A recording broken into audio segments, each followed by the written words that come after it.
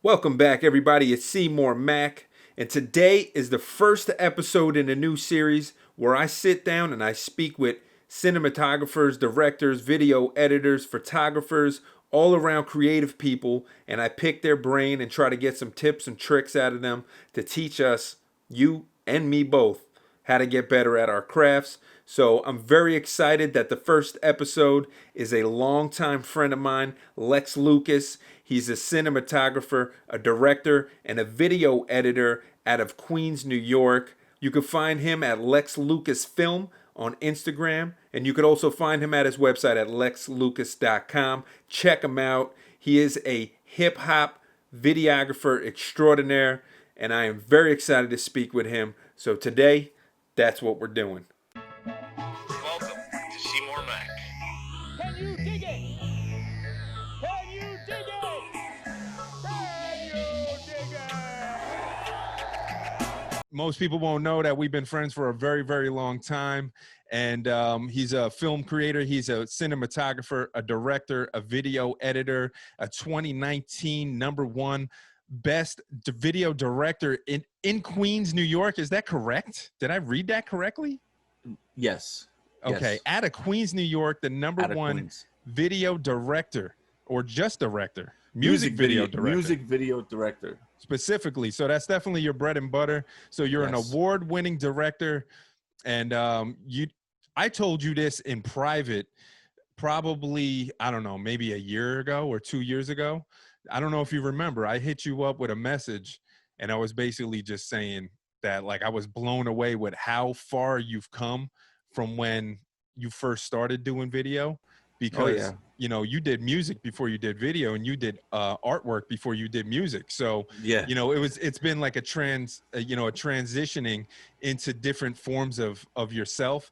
And I hit you up and I was just like, dude, keep doing what you're doing, because I guarantee you're going to be doing really big things. I don't know if I said you're going to win awards, but I may have saw what was coming in 2019 for you. I don't know if you remember that.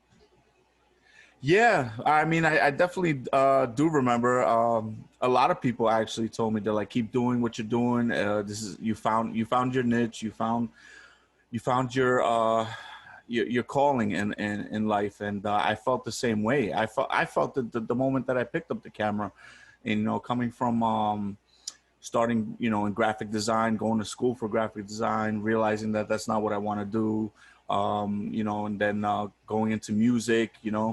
I really loved music, but it just didn't catch on the way that it did with the camera. And I found it late. I found it real late. I wish I would have found it in my early 20s. I probably would have been a lot further than where I am now. But it's going great, man. I love it, and I hope to continue. I hope to keep, climbing that ladder. Yeah, well, I mean, if you keep at the pace that you're going at, you're going to be one of the greatest to ever do it.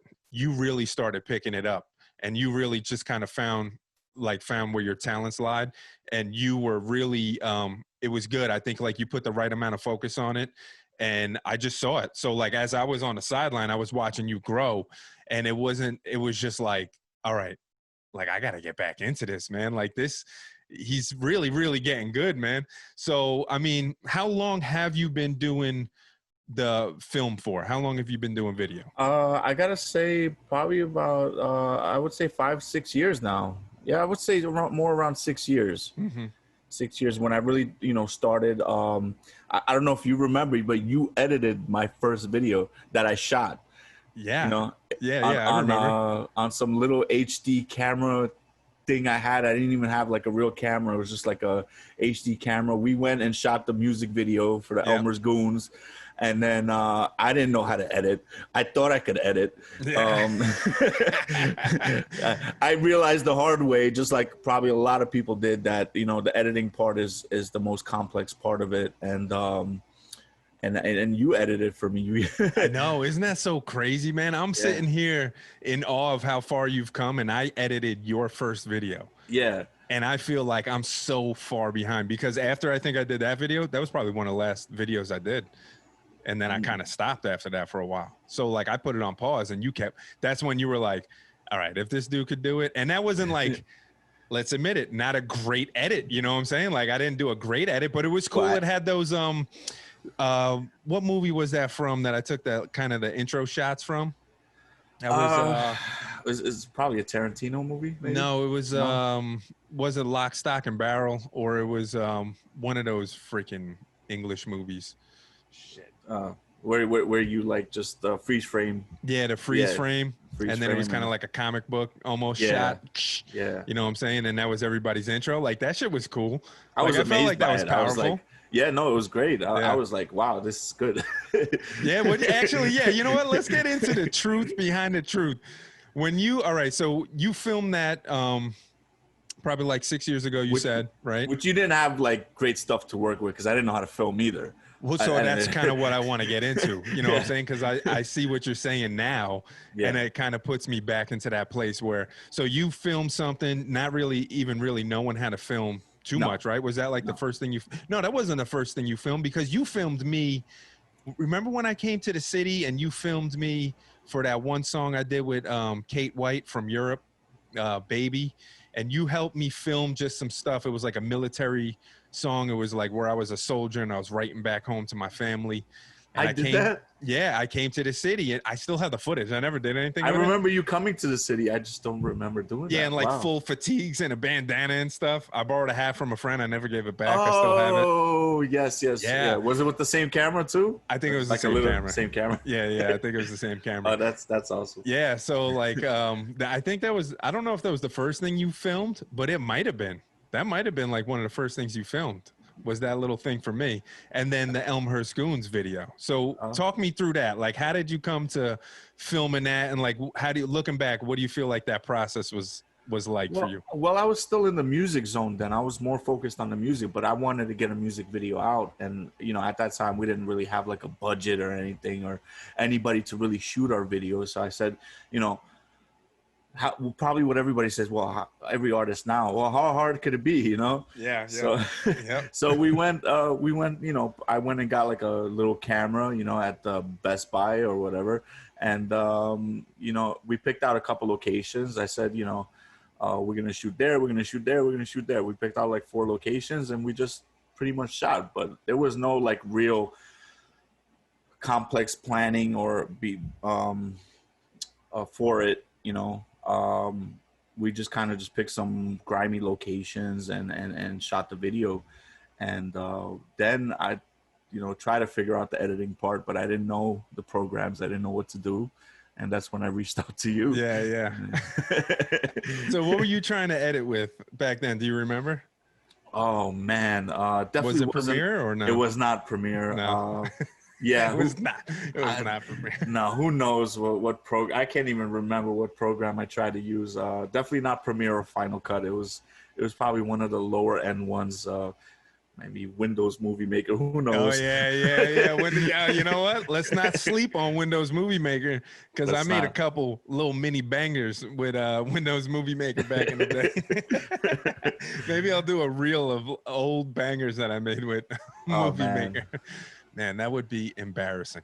Yeah, so then you reached out to me, and I remember you going, "Hey, man, you want to edit this thing?" I'm like, "Yeah, hell yeah, send me the stuff, you know." Yeah. So you send it to me, and I'm editing, and I'm realizing also, because I think at that time, if I remember correctly, I don't know if we were doing the corrected Axiom stuff with the music, because if it was, then I was making a bunch of videos. Like I made Rally March, which was all green screen, and then I did another one. I did like 1 or 2 other ones, and then I did some other stuff that I was working on. So I was kind of like in the pocket a little bit with some editing. So that's how I was able to get those freeze frame ideas up. And I was like, yeah, this is going to blow them away, man. Like this is the difference right here. You know, these intros. And then, so yeah, I think if I remember correctly, but I always felt like when I was editing back then that like I bit off more than I could chew. You know what I'm saying? Like practice makes perfect, man. That's the only way. You got to go out there and you got to do it. You got to get as many shots as you can, you know, and just execute it. Yeah. Yeah. Yeah, you know what? Take a note from me. If you're watching this video and you're just coming up in the game, you want to get into film, you want to get into video editing, or maybe just get a YouTube channel, you're gonna have to learn how to use a camera. You're gonna have to learn how to edit.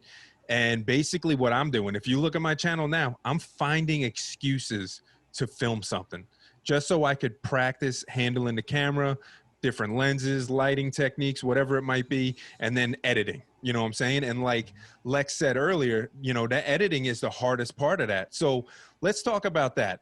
Recently, you've been making some comments about, you know, you get hit up by artists all the time. And, you know, it's no secret you work with almost strictly hip hop artists as far as your music videos go.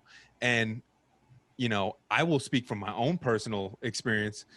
Hip hop artists are some of the cheapest people when it comes to wanting to like get a video together or put out some sort of promotion. They just don't want to spend the money. They want that banger video with all the locations, but they don't want to spend the money. So let's talk about that. What's your experience been like negotiating with hip hop artists in your experience? Well, first off, let me say that I understand where, from an artist perspective, because I was an artist, where they're coming from, because they have to pay for studio time, they have to pay for the beats, they have to pay for, if it's not their man or their label paying for it, but it's, you know, it's them paying for it. Independent artists, they have to pay for pretty much everything of their content, recording it, and then, you know, come down to the music video too. They, you know, they have to pay for that.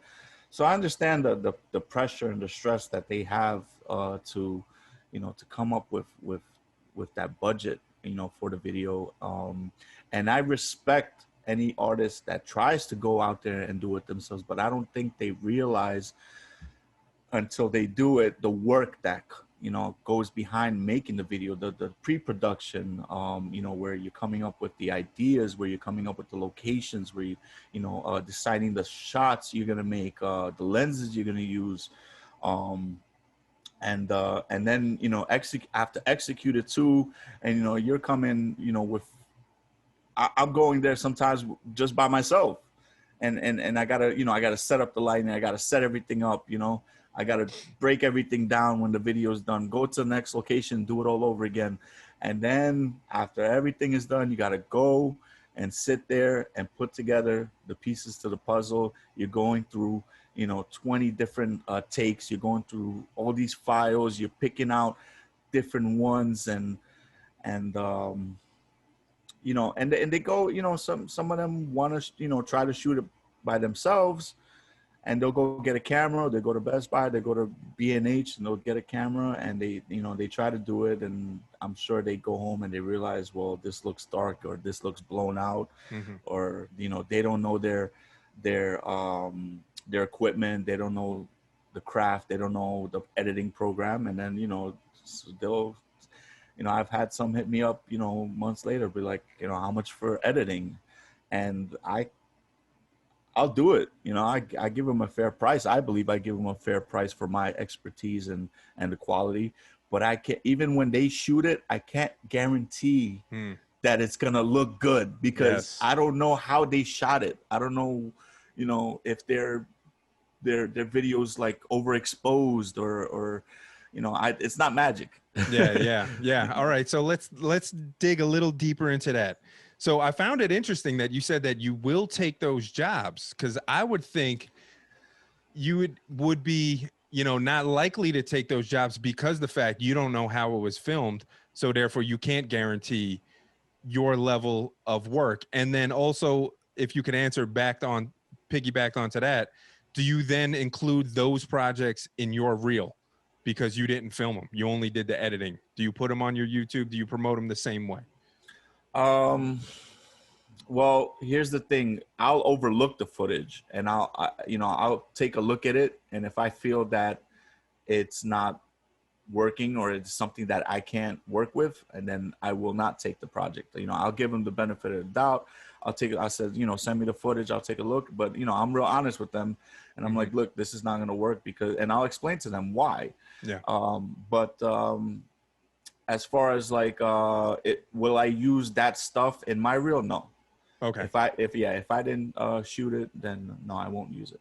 Okay. What are some of the most common mistakes in this scenario where the artist feels like, okay, they want to save some money, they're going to film it themselves and then reach back out to you for editing?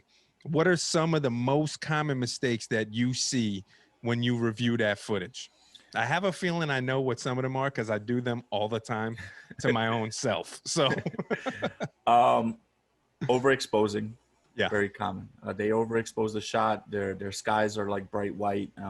Their faces are really dark. They're not using any type of lighting on themselves. Another one would have to be. Oh, let me think here. What about, let me throw some out to you and pick your brain. What about frame rates? Frame rates, yes, they shoot in 30 frame rates, which is like the standard, Mm-hmm. and then or 24, but they won't shoot past that. So and they'll want that slow-mo footage, Yeah. Yeah. and I'm like, I can't, because I mean, they have other filters and stuff that you can use to try to slow it down, but it doesn't look as great as if you would have the frame rate higher. But Yeah. definitely frame rates, yeah, they don't shoot past 30 frame rates. Yeah. And here's a little tip. I mean, you can find this tip in about 1 billion YouTube videos out there right now. But if you want that slow motion, buttery smooth video, you need at least 60 frames per second. And that's from my experience and what I'm learning. And what I've learned is if it's like regular motion that you want to slow down, like regular speed stuff, then you want to go in 60. If it's something that you want to go, like let's say a water fountain or a waterfall or something like that, and you want to catch it super duper slow and get the details in it, you might want to bump it up to 120. But you're probably going to find in this scenario, if you're that artist who's finding it, troublesome to come up with the money to pay your video producer to film it for you, and you're going to go pick up a camera yourself, those low end cameras, you're not going to be able to necessarily shoot 60 or 120 in something that's at least full HD. And, that's the issue that I was having. I had a T3i. That was the first DSLR that I picked up, but it wouldn't do slow motion, right? I couldn't Well, slow it down. my phone shoots better than my first camera. Yeah. Well, than my Nikon, which was one of the first DSLRs that I had. Yeah. So that was your first camera, a Nikon? Yeah. 50 D5300. That was like the first DSLR that I got. Yeah. And Yeah. how quickly did you think, or did you find out that, all right, this wasn't going to be enough for what you wanted to do? I Was it think, a while? yeah, it was like probably a year. Oh, Yeah, that's probably a pretty year. good. Yeah. That I That's really realized. good, man. I find Yeah. that immediately I think I need something different. I like buy something, spend a bunch of money, and then be like, oh, but it doesn't do this. And that new one just came out. So Well, I whatever. realized that those Nikons and Canons, they're more for photography than they are for video shoot. I mean, for the DSLRs, I'm sure Yes. they have higher end cameras that are used in production. But I know I didn't stick with those brands. I went into different ones. But back to going back, because I wanted to add one more problem that they have when they shoot their videos. It's framing. It's framing. Okay. Yeah. Now this Framing gets is more into the really- pre-production side of it, right? Where you're Yeah. really figuring out the shots and how you want it framed in the camera. So let's talk about that. Yeah, framing is very important too, because it tells your story. The rule of thirds. The rule of thirds is one of the bigger ones. Where how to frame. It's pretty much broken up into a grid, and if you want your subject centered, if you want it wide, if you're trying to show scenery, if you're trying to show something in the background. Most people just shoot. They don't realize what they're shooting. They don't realize what's going on in the background. So that I think framing is one of the more important rules. And the 180 rule is another one, where you don't want to you can't shoot your subject from one side and then go to the other side of him and shoot him for another cut to the scene where you're shooting him from the left side and then you're shooting him from the right side, because you're going to confuse the viewer. You're going to be like, wait, what's going on? Where's he at? You know? Yeah. So you want to keep like a 180, you know, like just one side. You could shoot from the front, from behind them, and just stick to one side. You don't want to go to the whole other side too. Yeah. And you know what? I've probably done that every single time. And when you get to editing, you start realizing like, oh man, like I didn't think about it. So like I'll go into maybe some of the mistakes that I made. I did a real estate commercial, right? It wasn't a listing. It was like a commercial for a realtor. Okay. And I didn't realize while we were filming, but at some point while I was filming like an office shot, somebody turned the lights off in the room. So I filmed most of it with the lights one way, and I had additional lighting, but it didn't matter. It was enough to make the difference. And I didn't realize it till I started editing, and I was like, wait a minute, why are these scenes so much darker? It's the same room. It's the same, it's the same setup. And I didn't realize it, but somebody had flipped the light switch off. So, and you know what? And I feel like it's like, how did I let that happen? You know what I'm saying? Like, how didn't I realize it? But again, like you said, you're out there a lot of times by yourself. You have to worry about the lights. You have to worry about the camera, the settings. Is the exposure right? Is the frame rate right? Is the, if you're capturing audio, is the audio set up correctly? And you're doing this all by yourself. And also thinking the whole time, how's this going to look when I edit it? But sometimes you forget something, and then you do. It slips. It even slips on me till this day, man. I can't front. It happens, especially if I'm by myself. I'll have a light, because I use battery LED lights panels, and they'll go out, and sometimes I won't notice it for the first or two takes. And then I'll realize it. I'll be like, oh, we got to do it again. Well, I want to do that one more time. I felt like I could. I felt like that was a good one. We'll probably use that one. But one more. We're going to do one more. Let me just flip this light on real quick. Let me swap this battery out real quick. It happens, man. All right. So as far as the type of projects that you most frequently work on, I mean, you do a lot of hip hop music videos, a lot of music videos in general. Why music videos? Was it just a natural thing because you were an artist and you were able to connect with artists easier, or how'd you get into it? And, how do you see the state of that business right now? Wow. Okay. So pretty much I would say that I have a connection to music, being an artist. And I always was amazed by music videos, even from before, like when it used to be remember on cable on the box.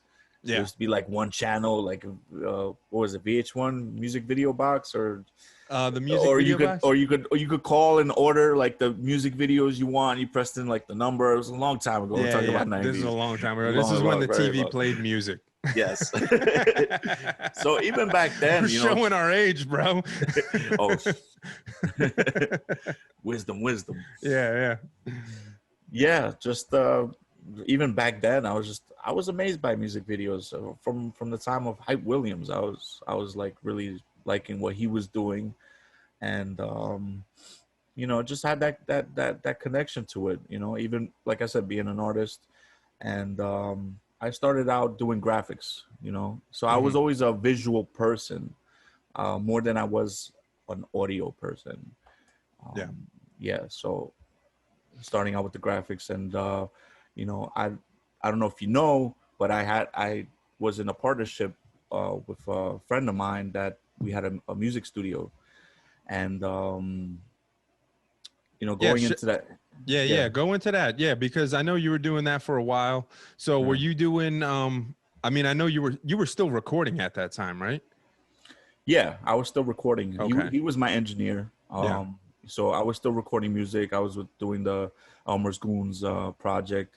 And then, he called me one day and was like, hey, man, I got a business opportunity. I found this location in Queens in Whitestone. And, I wanted to know if you wanted to go into business with me, open up a music studio. And I was excited. I was like, yeah, let's do this, man. Finally, something, big, something, to the next level. And I was thinking, I'm gonna record music there all the time, and I'll bring in clients and stuff. And then I quickly realized that I didn't know anything about the music business. I didn't know That anything took a about turn, man. yeah, I didn't know anything about audio. I just didn't know audio. He knew Yeah. audio. Yeah. He had his client base already. I didn't have my client base. I didn't know. I was trying to go to shows and reach out to artists and tell them about my studio, but I'm sure there's like a million studios in NYC, and Yeah. people. So I realized that it's not working out, and I had to turn it around. I had to turn it around because I invested money into it, and I said, I got to do something. And I went back into my graphics, and I said, maybe I can offer artists that come into the studio um, uh, visual content. Starting with album covers and stuff, and then I needed something more, so I was like, you know what? Let me get into music videos. Let me get a decent camera, and I had at that time I had somebody mentor me. I was shout out to Hoodie Allen. He was already doing it. He was already doing little music videos for artists, and he took me under his wing. He showed me like the basics and the ropes, and it just kind of took off from there, man. Yeah. So when you got into doing, and what was the studio name? The surgery room. The surgery room. Man, Yeah. there's always some surgical shit going on. Yeah, I know. So when you started doing that, you weren't even doing the video. You were trying to do it as like a studio manager almost. Is that what you were like? Was that your role, or because like you said you weren't doing the audio, so you weren't? Were you trying to engineer, or? I mean, I tried to learn at home. I had the programs at home, and I tried to learn, Pro Tools and everything. But I wasn't on that level to comfortably bring in a client who wanted to pay. Yeah. And, and have a professional sounding. I wasn't on that level, so I couldn't do that. Yeah. Listen, I would have to hire an engineer, pay him for the session. Yeah. You almost ghostwriting at that point. Yeah. Like, yo, you want to ghost engineer this fucking track for me? I'll take all the credit. I could speak from experience because that's my like my legitimate trade, I guess, is audio engineering, and I did that for a long time. I did that for you. I did that for me. I did that for Moses. I did that for a bunch of artists. What I'm saying, up and down the East Coast and even in Europe. And well, you went to school for it. I went to school for it. Yeah, I went to Full Sail and got a degree, and put my mom in debt and all sorts of crazy stuff that I probably wouldn't do again. But I know what that feels like trying to learn audio engineering.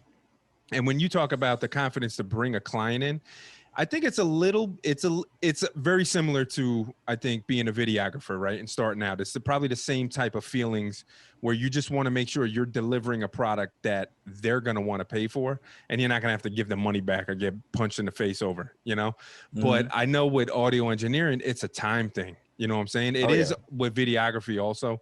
But with audio engineering, it's about how efficient are you as an engineer to make the most out of that time. Because like you stated earlier, I was slamming on hip hop artists for being cheap, but you are correct. If they're doing it themselves, they don't have a label backing them. They have to pay for the studio time. Sometimes they got to pay for the music, the music production, the beats. Mm-hmm. Then they got to pay for an artist to make the album artwork. Then they got to pay for a videographer to make them a bang ass video. And then they got to and they also probably got to pay to get on shows when they're starting out. Those are pay to play shows. Yeah. And we did a lot of those as well, where you had to basically pre-purchase a bunch of tickets and sell those tickets if you wanted to make any money. Yeah. So, for an artist come up, it's a lot to pay out for.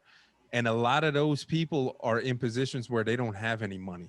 So it's tough. It's really, really tough. So I don't really exactly remember what we were talking about before that rant, but it does remind me of something else I wanted to ask you. How often do you find yourself when you're negotiating with a client? I want to kind of spend some time on this part.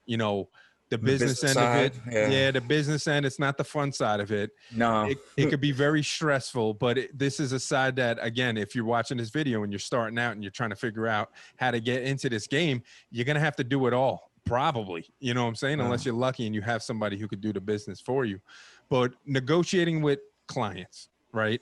How often do you find yourself saying, like, do you second guess your price bracket? Do you ever second guess, or did you, like when you were starting out, you probably did, but now you know that you could deliver a certain level of product. So you're probably more confident, giving your prices out there. Let's talk a little bit about that though. Starting out, how rough was it to negotiate with a client money? How much you want to get paid? It is. It's very tough because you wanna be fair with the artist. You don't wanna you gotta know your worth. You gotta know how what level you're at and how much to charge. I think I started out. I even was doing 150 for a video, 250 for a video. Starting out when I didn't know that much as I do now. But even now, I think that I'm fairly priced for my level, maybe even underpriced for my level. But just because I want to give like a fair shot to more artists on the come up, and I know their struggle and I know what they're going through. But it's tough because you want to ask, that question, and sometimes it comes off rude. But what's your budget? Yeah. And not because like I want to take all your money and put it in my pocket, but I need to know what I'm working with, especially at this level. I need to know what locations I can rent, what props can I get for your video? Can I hire some models? Can I get better lighting for your video? Do you have enough for me to rent the better cameras, some lenses? Like I need to know that. So as an artist, you should know what you want to spend on it. Like if you think about it and you say, hey man, I got $1,500 to spend on this video, right away I'll know, like, okay, this is what I can do for you. But if you come to me like, hey man, I got $200, like I don't know what I can do with that. Like it's just You probably send them to me. Like, I know this guy, but you're gonna have to drive. Like a lot of directors out there, they don't have set prices. They'll just be straight up, what's your budget, and then they'll break it down later. But me, I offer packages. I offer music video packages at different prices, and I'll know what I can do with it if you have that amount. When you were first starting out, I mean, I'm assuming it was very difficult to kind of get into that part of the conversation, right? Yeah, it was because I didn't have that quality gear. I didn't have that 4K. I didn't have the great lighting to, I was, and at the same time, needed to build a reel. I needed to build, my content as well, so I can show to everybody else, this is what I can do. So, I'll do a little more for a little less because I needed to, build that reel. Now I have a reel and I can show artists, be like, look, this is what I can do. Yeah. Yeah. Do you work with a lot of repeat artists? Yeah, I mean, I do have a few clients that are still with me from the beginning, and they've seen the progress, and they know, and the price goes up a little bit, more, for them, and they understand. They know that I put in that work, and I've definitely improved and upgraded. They understand that the equipment upgraded and everything else, that I have to pay for things too. It's not just the artist. I have to pay for memory cards and all kinds of stuff, hard drives and computers that crash and stuff like that. Yeah. All sorts of stuff, man. And there's always something new coming out. So you buy something and it's outdated in like 6 months, Yeah, you have to keep up, even with the programs and the plugins and everything. You got to update everything. Yep. So let me take a step back. As far as working with clients, and then you're getting the repeat clients, how much of your new clients are word of mouth? Because I would have to imagine that has to account for a lot of new business also. I would say, I want to say like 60-70% of it is word of mouth. Wow. Yeah. And them also them seeing the work from other, not just them telling about me, but seeing the work from their friend or from, fellow artists, Mm-hmm. and some of it's from social media mostly too. Yeah. Yeah. Yeah. So I mean, so for a new film director, cinematographer on the come up, you would definitely say, hey, do what you got to do to build that reel. If you got to do a couple free jobs, listen, I'm still doing jobs in areas that maybe I don't have content for yet. And I'm doing them for nothing or next to nothing, just because I want to be able to build some sort of reel, some sort of portfolio to start getting new clients. And it is turned into income, actual income. But it goes to show you that if you do some of this stuff for next to nothing, or maybe less than you feel like you should get paid for it, it could turn into money down the road. It could turn into clients down the road, and it could be worth it. But at what point, I want to ask you, do you say, I'm not really going to do that, or I'm not going to do that as much, maybe a couple times a year, but not that much? I think even people who are on my level will still do pro bono work. Depends on where it's going to take you. For example, if you need more exposure, and you have an artist that's has 200, 300,000 followers on Instagram, and you think, hey man, you know, I'm gonna I'm gonna get something out of this. I'm gonna get some exposure out of it. Um, then and it might take you to the next level. That's for you to decide. But you might want to do that. Like, for if I don't know, let's use a new artist who's a boogie or somebody, like, hit me up and said, hey man, I want to do a video. You might just want to go out and do it, and not talk, unless tells you a budget, that, hey, I have a $10,000 budget, you know. But you might want to go out if you need to take it to the next level, and you need to get there. You might want to do it. You might just want to do it pro bono, because Yeah. So even throughout the different phases of your career and gaining more experience and working with more people, there's always an opportunity there for you to go, you know what? I'm not even going to talk money on this, because I know that if I do this video for this artist, he's about to blow up. He's on the come up. My name's just going to get out there along with him. And you know what? The next video, that might be the $10,000 video. That might be the exactly, $20,000 video. So exactly. yeah, I But see your point. Yeah. at the bottom, it's just when you feel comfortable. When you feel comfortable with yourself, and you say, hey man, I got the shots I want to build a reel, and now this is where the career is going to take off from. So it's just when you feel comfortable at the level you are to start charging bigger prices and stuff like that. So Yeah. So that's important, man, because I feel like, this the whole reason why I wanted to do this sit down was really so I could pick your brain and steal your knowledge. You know what I'm saying? Because we've gone through different phases of like our creation, right? Whether it was music or artwork or whatever. sure. When I met you, we met because I was rapping, Hmm. and you were doing artwork, and you Yeah, started doing artwork for us. yeah, And then you started rapping, and then yeah. I started doing artwork as Well, well. I was intrigued by your rapping. I was just like, oh man, look at these guys doing this for real. And I was like, oh, this is great hip hop. This is great music. It's so Yeah. lyrical. I wasn't into underground. I just knew like commercial stuff back then. And then you guys put me on to like underground hip hop. Yeah. It's real lyrical. So I was Yeah. just like, And we were pushy. We were aggressive yeah. with it. Oh yeah. We were like, I remember The Moses was energy like, yo, was this crazy. dude right here, he does art, man. We gotta tell him all about hip hop, bro. We gotta get him on board, man. I was excited. I was like, man, shows and everything, and seeing my you guys' logo that I did, on a banner, that was big. I was like, it was new stuff, man. Yeah, yeah. It was awesome, man. But like I feel like we've juggled phases. You know what I'm saying? It was Oh like yeah, you were really, really dope at artwork.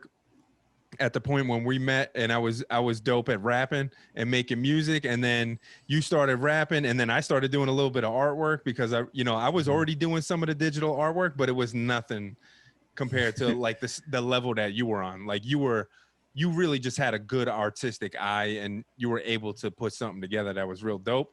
I was just like copy and pasting different images and putting them together, but with a fancy font, an old English font, that was An always old the English, go-to. that would go Old to, English with a little warp on it, you're good to go. With the outline, Yeah, with the white outline. Yeah, drop shadow. Do that drop shadow drop about shadow, 3 pixel drop shadow. You're good. Any album cover, done. And like, and then you started getting good at the rapping shit. And then I just fell off, and I started doing some video stuff. I edited your first video, and then I fell off, and then you got really good at the video editing, and now I'm coming back into it. So it's like this whole series is so that way I could get back onto a level where I feel like, I'm catching back up. You got it in you, man. You're creative. There's I feel that you're a creative. Like I see it in you. There's two types, man. There's a creative, and then there's people that go by the book, that don't take the risks, and they don't, they follow the rules, everything, make sure everything's correct, and then there's people that break those boundaries. They're the creatives. They try new things, or even take like different methods and try to mash them together, see what they can do, see what they can make up. So, but I definitely see the creative in you. You're a creative. Let's switch gears a little bit. I want to go back into the video production, rap videos. Would you say that's your bread and butter?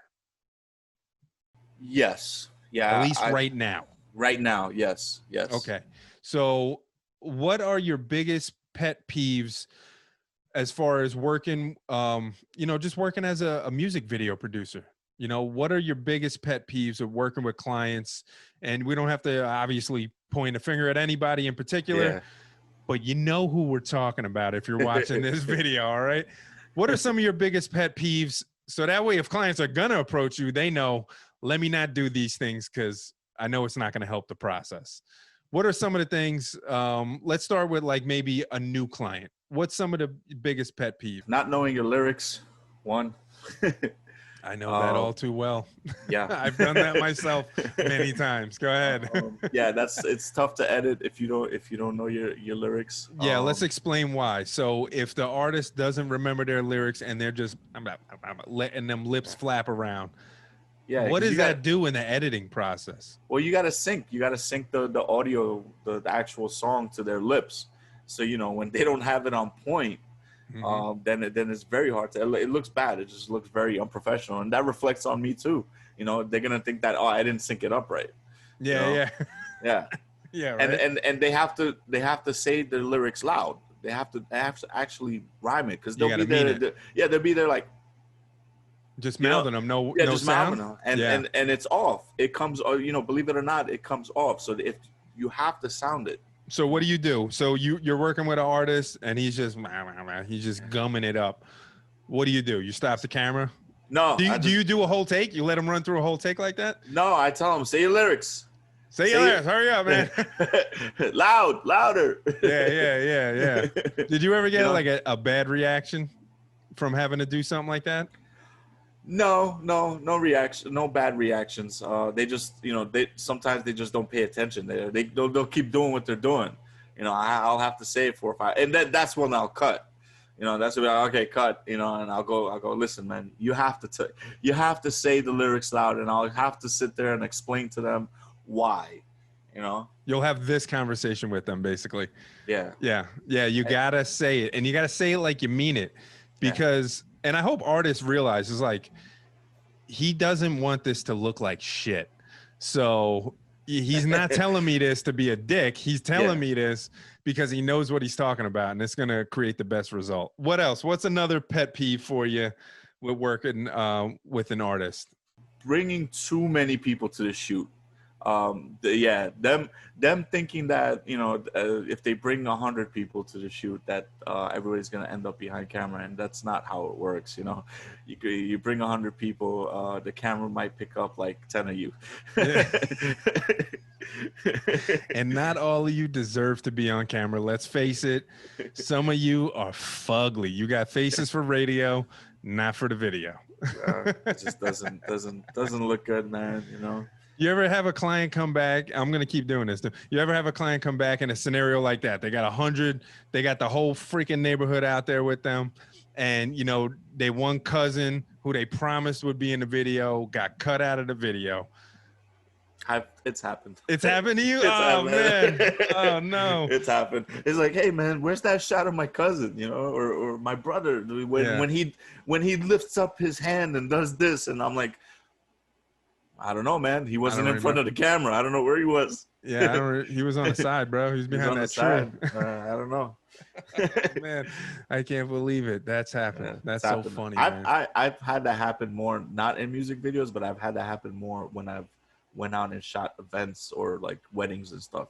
Music videos isn't the only thing you do. It's just what you've done the most of, probably, right?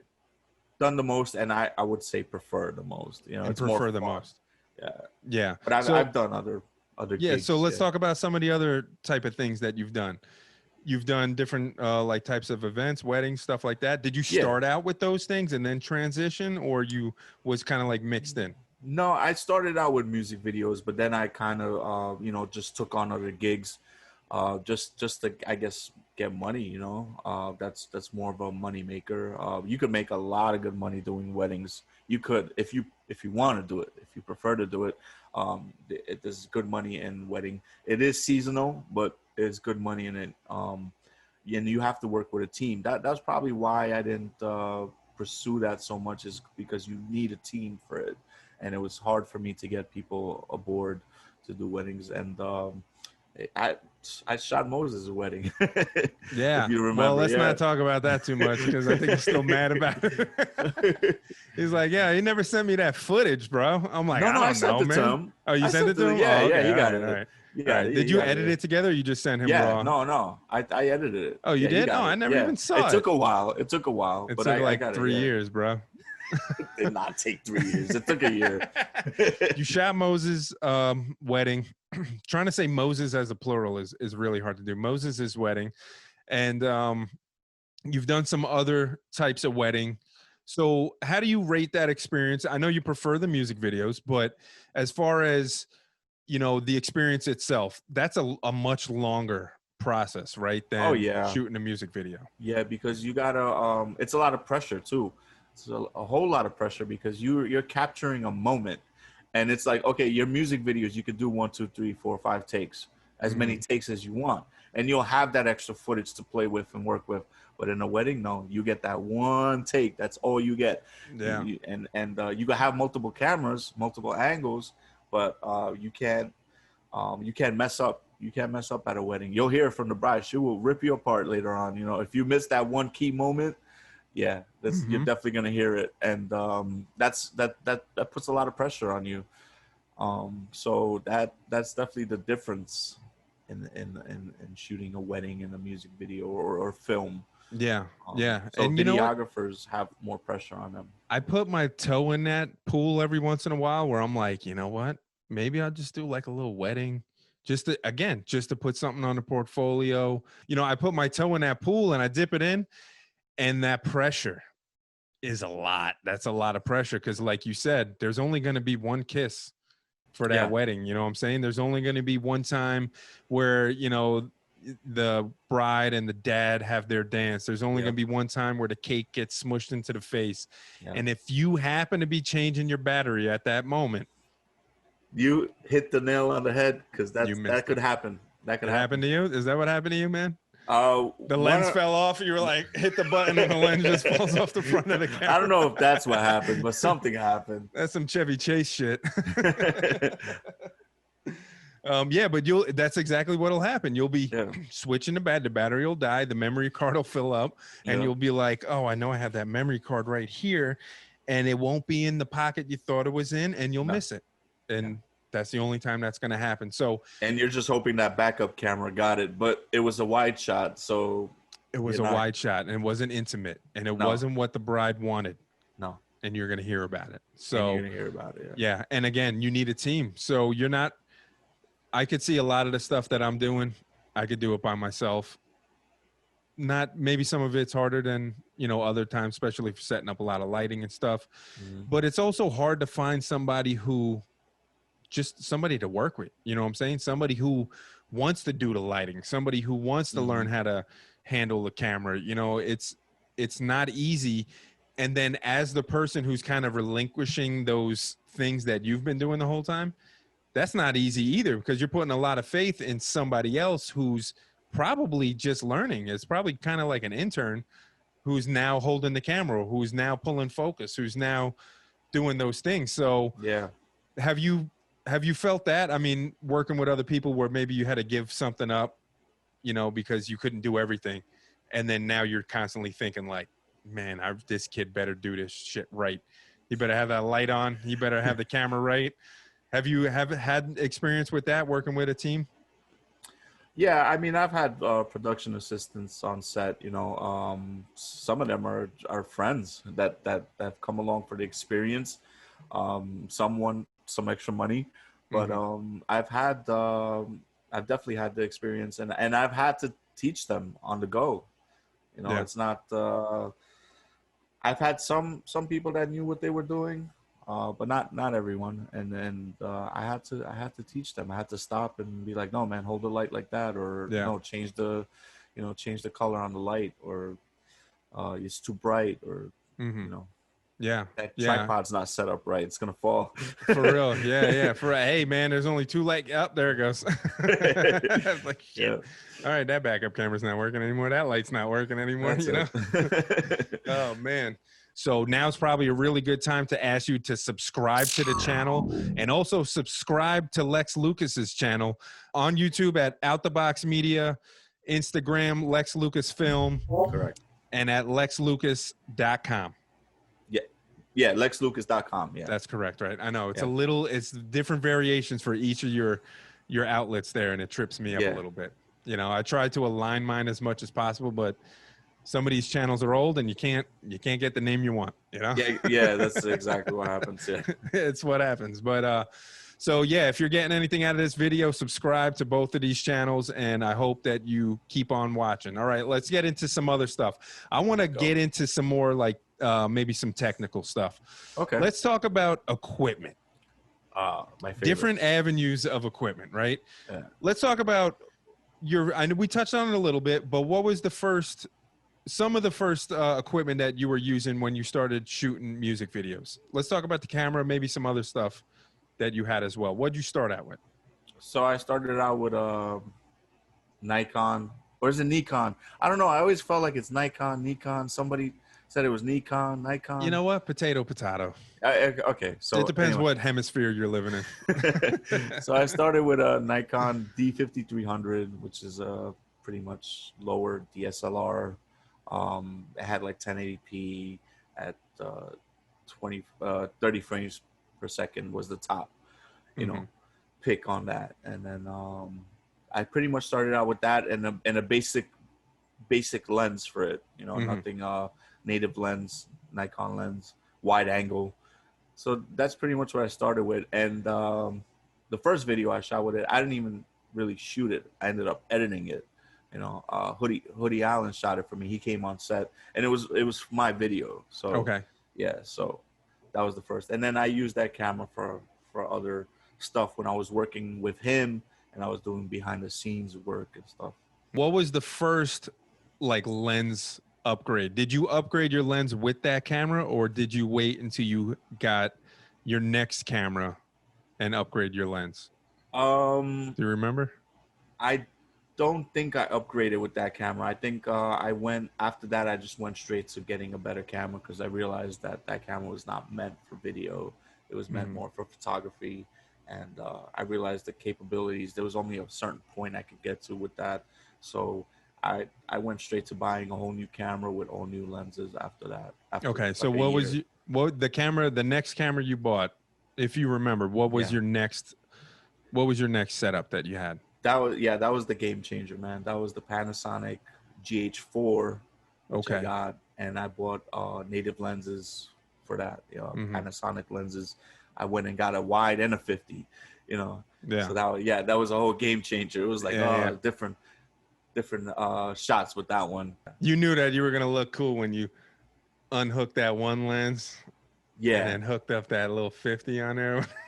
yeah. I'm gonna look cool when I switch this lens out, man. Yeah. I know, because I think the same shit. I still think the same shit. I had the little strap with the lenses connected to it, so I could change them, switch them out. Oh, what? You had like a little bandolier of shotgun shells. Yeah, just a bunch of lenses, Yeah.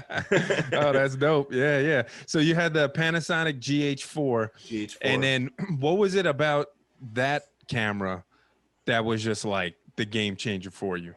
That one had like the bigger frame rates, and it had the better, I guess, the better low light capabilities, and the lenses too. They had a better aperture on it, lower aperture that I can go to like 1.7, 1.4.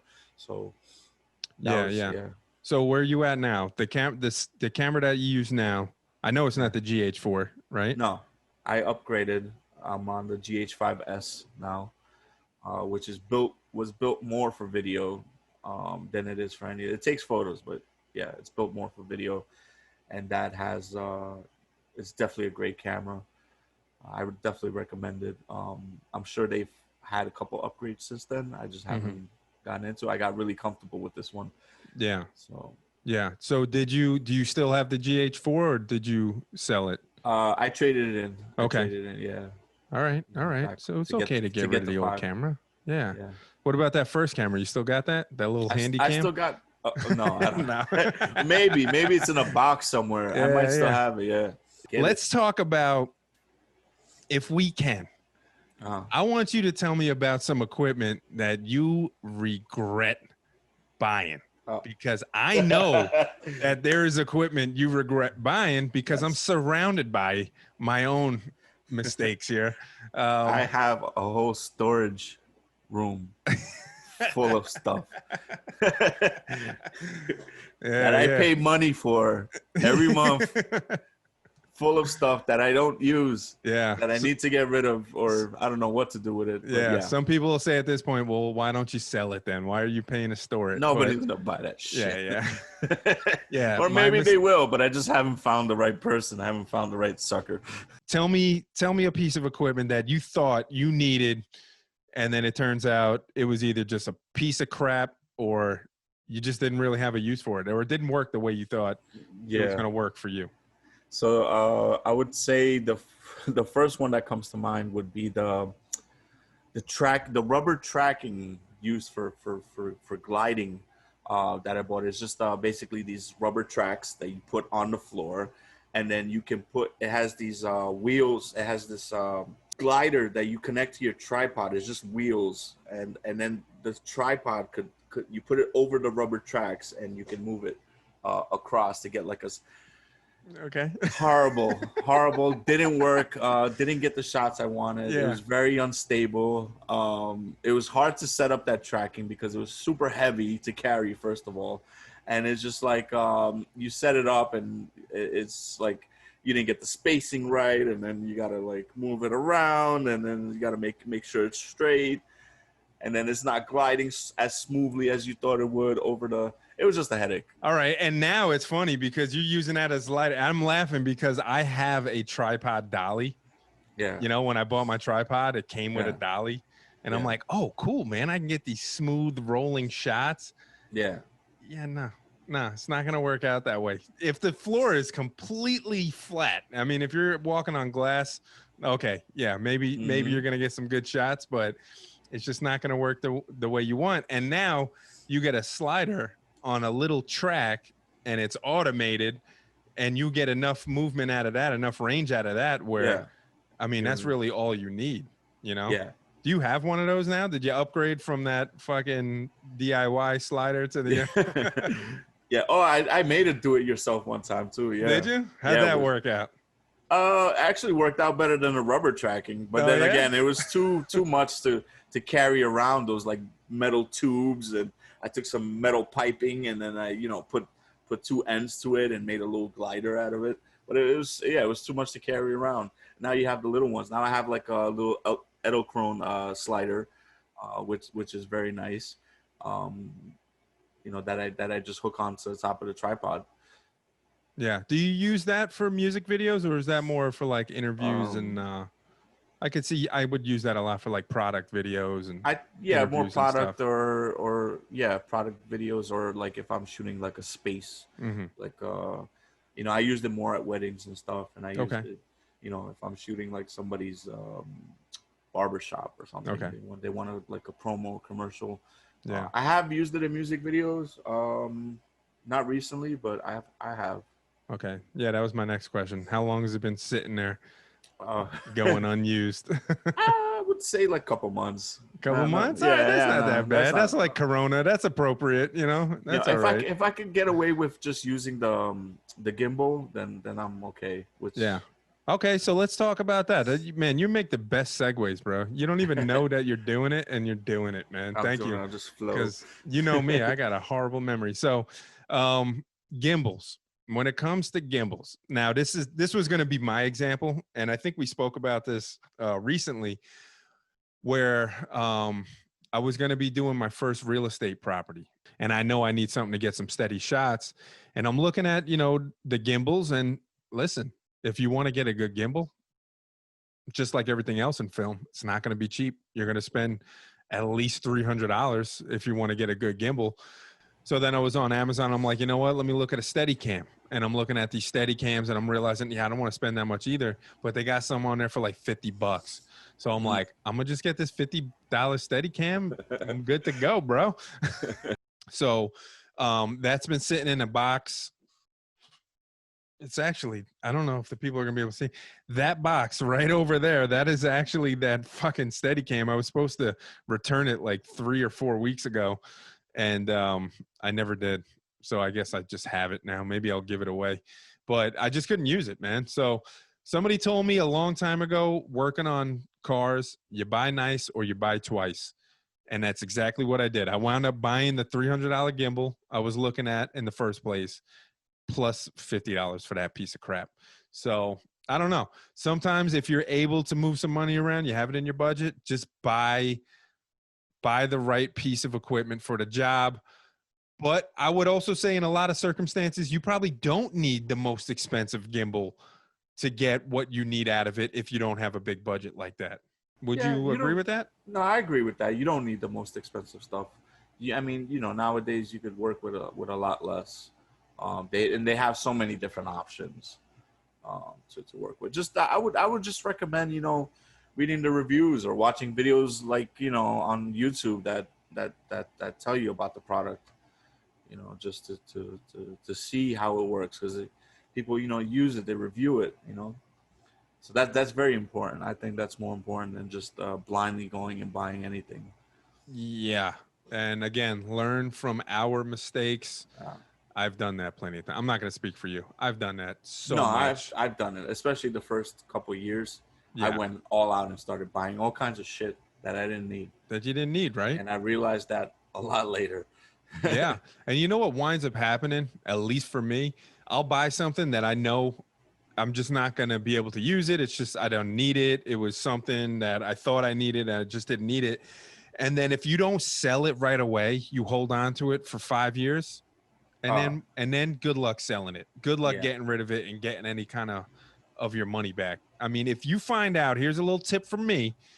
If you find out you just bought something and you really don't need it, get rid of it ASAP. Do not sit on it like, no, but if I just use it the other way, no, just get rid of it. You didn't need it. You shouldn't have bought it. Sell it. Give it to some other schmuck that doesn't know. He thinks he needs it too. We all got to learn these hard lessons, all right? It's not up to us to coddle everybody out there. All right, so what is your favorite piece of equipment that you own currently? Oh man, that's a tough decision. Because I like my camera, I like my drone, I like the gimbal. Those I guess those are ones that I use the most. I would have to say the gimbal. Yeah. The gimbal, yeah. Okay. Yeah. Yeah. So you use that a lot, right? I mean, I see Yeah. a lot of your photos. I mean, you're there with the gimbal, bro. That thing's Yeah. attached to your arm. Yeah, pretty much. I wish I could get it attached. Yeah. To my I wish.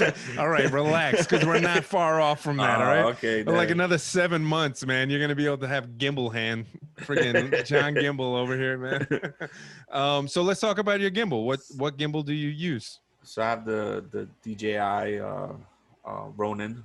Okay. Ronin S, yeah. The Ronin S. Okay. Yeah, the Ronin S. Yeah. Handheld gimbal.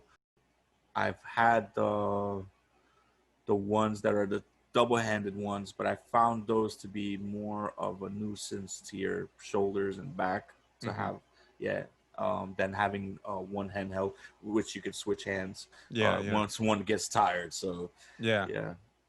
Yeah. Or we could just start doing some pull-ups, and we could get in shape. And we can get in shape. Yeah. Any day now. Any day now, right? Any day now. Sure.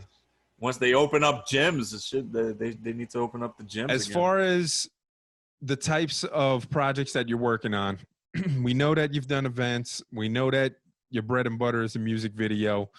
What is something that you want to do that you haven't done yet? Something that you just really wish that you can get into? Film. An actual film. Actual. Okay. I would say start off with a short film. Okay. Something like 30 minutes. Mm-hmm. But yeah, that's what I've been wanting to get into, probably since the beginning. I've wanted to shoot, and I think I'm ready to do it. I just haven't found the right project, the right script. I've had a couple writers come to me with scripts, but it just wasn't clicking with me. It's not what I want to do. And the kind I want to do something a little more on the darker side, a little more on the suspense, thriller, maybe even some light action to it. But that's pretty much what I've always liked, as far as movies and stuff. So that's what I've wanted to work on. Those suspense thrillers, movies like Seven or The Bone Collector, stuff like that. So I hope the right project comes across your desk, or somebody slips it under the office door, and it's like the perfect script for you. Well, I feel like it would have came this year, but with all the stuff going on, it kind of held back things. But I think it's coming soon. Yeah, and you feel that way because the momentum of the body of work you're doing now, you've picked up enough momentum. Yeah. Yeah, it's only a matter of time. Exactly. Yeah, it really is, man. So that's awesome. So if and when, not if, but when you get to that point and you need somebody who's not completely stupid with it to help you out, hit me up, bro. I'm your guy. I'll come to New York. Right. Whatever we got to do, man. Let's do something together. Let's do it. On that note, besides me, because we've already worked together in many facets in the past, and I know we're working on this together, but we're gonna work on more stuff together. I know that. It could be anybody. It could be a music artist. It could be a director. It could be a writer. Anybody at all. Who would you like to work with in your future? Well, I would love to work with. I've met him, and I went to his mentor class out in LA, but I would love to work on a video with Matt Alonso, who's also a music video director. Out in LA. He's done stuff for The Game and Justin Bieber, a lot of big names, but he's definitely known as one of the top tier dogs on the West Coast. Yeah. And as far as artist wise, I don't know. I have I like a lot of underground hip hop stuff. So what would be dope for you? Do a Rugged Man video. Rugged Man. That would be dope, son. Immortal Tech. I would love to shoot a video for these guys. Yeah. No doubt in my mind, that's exactly where you're going to be. I know it, man. I know it. This year has been a rough year. Nas, no. Nas. Yeah, Nas. That would What's be up, me. Nas? What's Hey, up, Nas, Nas? when you You see got a new this album video, coming out, yeah, so yeah, hit me perfect up. timing. Yeah, he'll do one. He'll do one for next to nothing. You know? Yeah, Yeah, yeah. next to nothing, bro. I'll do that for free, man. Hell yeah, yeah. I'll do that one for free. A And Nas video, I'm a I'll big hold the fan. lights. I'll hold the lights or the boom mic, whatever you need, man. All right, man. You know what? Let's end it there. I mean, I feel like this was a very insightful conversation, and I want to do this again. Yeah. 100%. I want to do this again. But if you made it this far in the video, I want to thank you very much. Again, please subscribe to my channel, Seymour Mac, and subscribe to Lex Lukas on YouTube at Out the Box Media. That's OUTDUHBOX. BOX. And where else can they find your body of work? Where can they look you up? My website, go to lexlukas.com. LEXLUKAS.com. Thank you, Lex. I appreciate it. I'll talk to you Thanks soon. for having me, man. Of course, man. I'll talk to Always you a soon. pleasure.